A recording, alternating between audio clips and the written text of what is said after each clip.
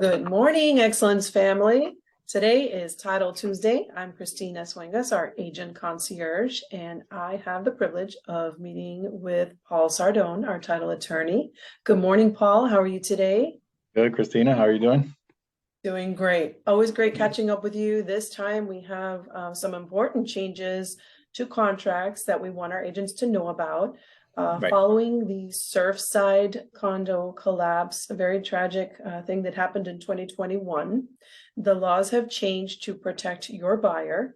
And although it might seem like an encumbrance for, the lenders out there, it is something that will protect your buyer and ensure a safe, sound home that they're purchasing. Paul, can you tell us more about these changes? Yeah. So the change that we're talking about is in reference to the FAR bar contract, the addendum, the condo rider to the contract. There's new language in there. Of course, whenever we say there's a change, this is not that this is the law now that you have to sign this. It's just the way the contract is written. If somebody doesn't agree to it, everything is negotiable. But the way the contract reads now, the condo addendum with the change that went into effect March 20th, there's two things, and it is in response to what happened at Surfside. You want more transparency in the process, and they also want more inspections of these older buildings. So there's two aspects to it. There's a structural integrity reserve study.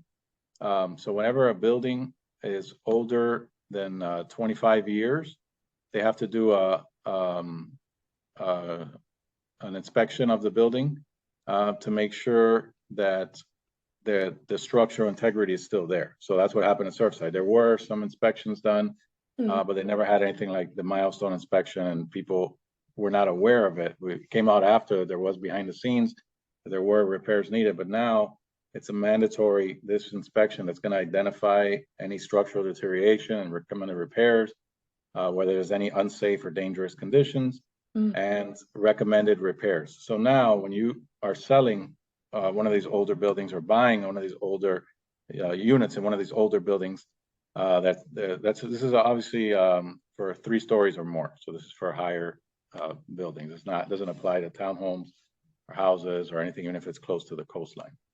So the sellers now, the associations are being required to do these inspections now, and the seller is required to provide the buyer with a copy of it. So that's the inspection. It's every 30 years, and it's 25 years if it's located within 3 miles of the coastline. So, beach apartments, things like that, is every 25 years. They're going to do these inspections.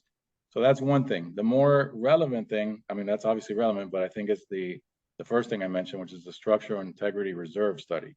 So now, at least every 10 years, these same condos that are subject to this are going to have to maintain, they're going to have to identify common areas that are being inspected every 10 years, state the estimated remaining life on these common areas, and the estimated cost of repair of these areas. And the important part is that then they have to provide a recommended annual reserve amount that achieves the cost of replacing these and the estimated useful life. So why is this important?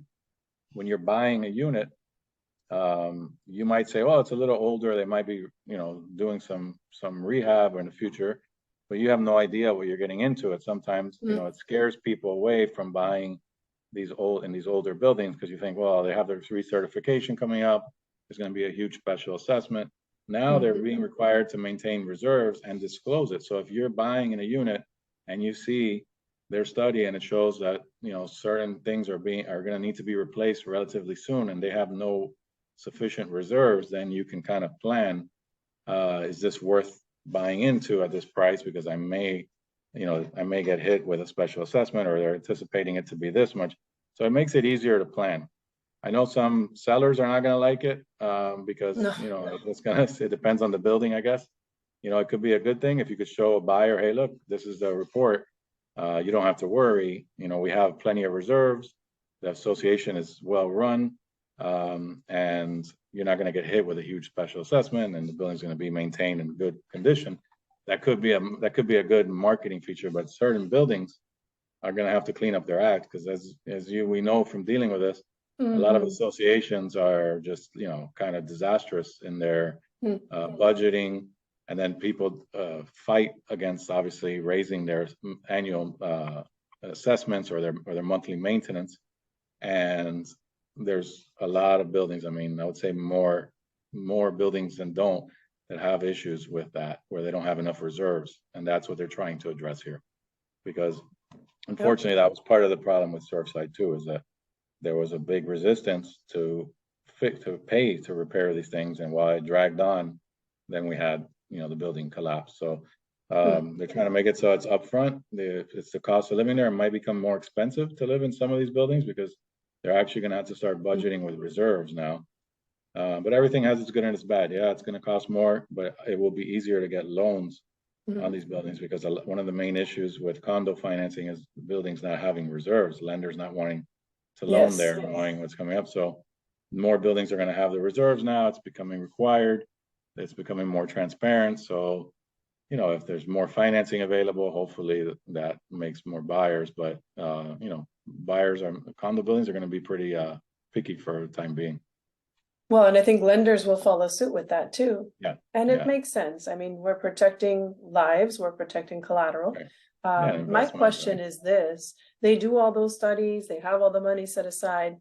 Where in the law does it say, okay, now they've got to have this completed by a certain time? Because they may collect the money, but if it's not well managed, who Yeah, that's the implies when thing. and how it's done? That's the problem with any association, you know, is that it's a group of people or elected people to handle it, and they might bring in outside companies, but you know, it's basically always going to be on the people there. If you're not involved in it as a condo owner, member of the association, and then later you find out that they were doing things the wrong way, or you're not attending meetings or even reading through it or voting, then you know, it's kind of on everybody, which is the scary Mhm. part. And it's, you know, the nice Yeah, part and the scary part of it yeah, is that, you know, you're dealing with a lot of different personalities, a lot of different people. But you know, at the end of the day, what's happened in a lot of these associations happen in hammocks. It's happening now in a place in the beach, where the associations were basically stealing money, you know, or mismanaging it and paying out people that they know and things like that. And that's always the risk. Unfortunately, whenever you have people handling money or large amounts of money, there's always that risk, but it's going to be maybe the greater reporting requirements they have will help prevent some of that, because now it's kind of like yeah. everybody does their own thing. Now they have to disclose this and they have to provide these reports to the county as well. So, you know, hopefully it'll help clear up those messes. But yeah, right now, the way it stands, it's really a matter of, you know, as a buyer now, you have to look through that paperwork. You have to look at the budget. You have to look at the reserves. Um, and maybe, you know, and if you know anybody in the building and stuff like that, obviously it helps. Yeah, definitely. And be involved, like you said. I mean, Yeah, inspect what you're expecting. You're paying into this yeah, fund, make sure they're applying those resources. right, right. They're making the right decisions with everybody's money, and, you know, protecting their interests, and not spending it on things that aren't necessary, while not maintaining reserves for things that are necessary, like the structure of the building. That's You know, key. I mean, gosh forbid, we won't want to see another tragedy like that yeah, happen. yeah, So these changes, it's important to know they're out there. Have questions. I appreciate your help, Paul. Any questions that come up with condos with this regards to yeah. this, don't hesitate to reach out to us. As always, we're here to support you. You can reach us at 305-595-7355, the option for title. You can also reach out to us by email at support@xcellencetitle.com, and we're happy to help and answer any questions. Paul is, you know, so knowledgeable about all these changes. So any questions that come up, give us a call. Better to be completely transparent with your buyer or seller and know exactly of the changes so that everyone involved has a smooth transaction. Yep. Thank you so much for joining us today, Paul. All right. Happy to be We here appreciate anytime. your time. Have a wonderful week, everyone. Take care.